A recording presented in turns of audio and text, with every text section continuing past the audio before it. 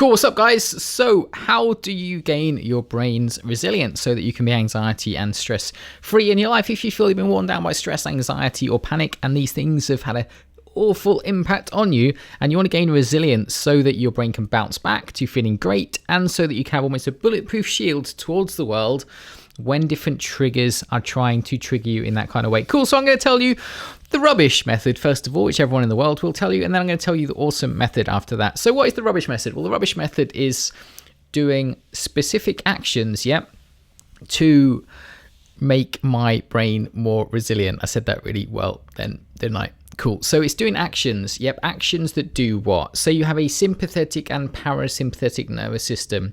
Certain physiological actions engage your parasympathetic nervous system. When you do that, it causes your nervous system to activate the part of us which rests, restores, heals us, i.e. regains resilience. Imagine there's one part of us that wears us down, one part of us that builds us back up. So stress ignites this part of us, so it wears us down and takes us optimally away off being able to repair the damage done by stress. So you force that part of your nervous system to engage by doing physiological actions like what? Like deep breathing, like slow breathing, like breathing techniques all around, like exercise. Exercise physiologically causes us to regain resilience.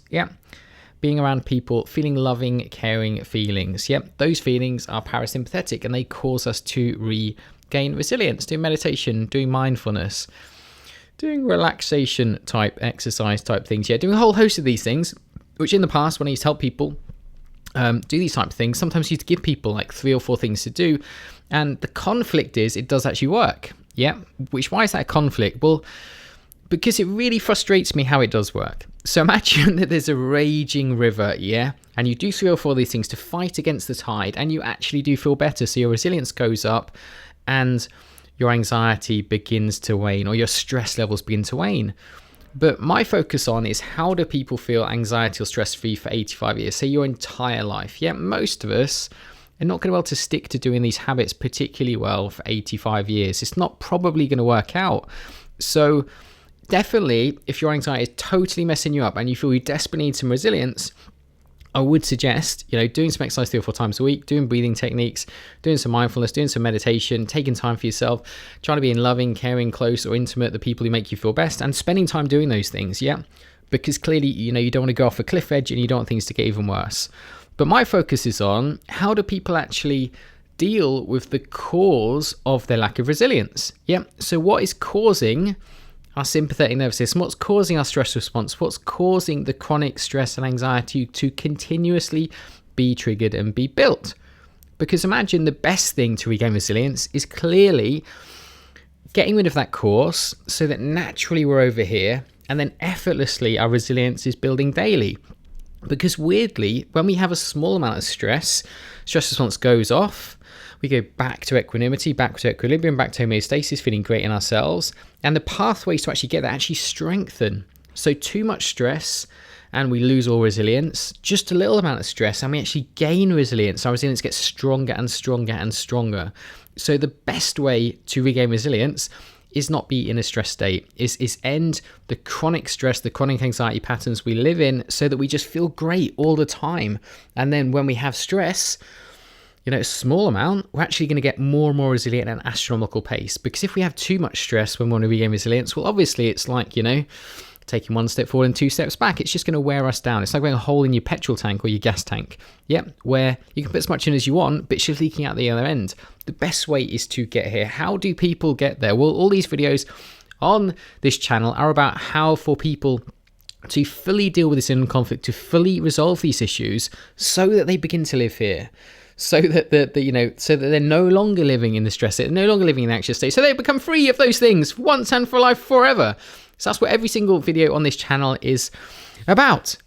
So how do you do that in simple terms? Well, all you need to understand is there's a reason why you're feeling chronically stressed. There is a reason. That reason is our brain has to pay attention and make decisions about whether it should ignite stress hormones, release them or not. And it primarily does it by looking around at the environment. Are we safe? Or not? Is there a tiger? Is there not? But obviously there's not many tigers in our environment, unless you live at, like one of the Tiger King's employees or something. Yep, apart from that. So what else does it do? Well, it looks inwardly as well. So it looks inwardly, and at our physiology, at our thoughts, at our energy, at our, how we behave. Am I moving away from something? I'm moving towards it. Am I dampening my voice as I speak to the person? Am I speaking loudly when I speak to that person? And it's those physiological habits that you've learned that are constantly telling your brain that you are unsafe. And the more it tells your brain you're unsafe, the more it strengthens those habits, and the more it goes round and round.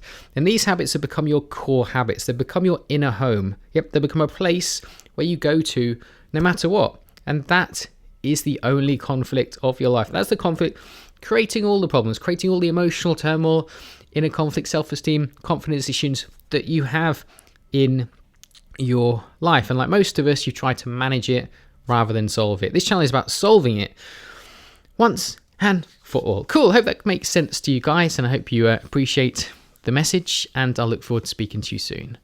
Take care.